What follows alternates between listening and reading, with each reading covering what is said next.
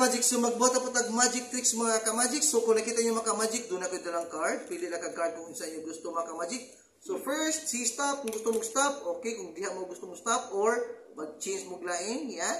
Or kana inyo gusto mga ka-magic.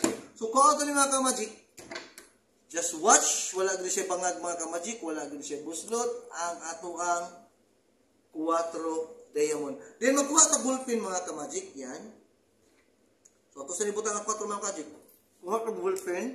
Ang atong mga ka-magic. So, natay ballpen mga ka-magic. So, kining ballpen mga ka-magic, atong ituslok dire sa braha mga ka-magic. So, si ballpen. So, ato siyang buslutan ang card. Ituslok na to ang card mga ka-magic. Ang ballpen nga to sa card. So, kinanglan mga ka-magic, kusog ang imo pagtulak ani mga ka-magic. Kinanglan, kusog ang pagtulak para madutlang yun maayo ang braha. So, mga ka-magic, nabuslot na ang atong cards. Yan, nabuslot na. See? Okay. Would you believe it or not, mga ka-magic, ma-move na ko ang ballpen na dili makisi ang card. Just watch.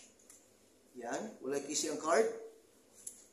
Then, tanggal na wala kisi ang card.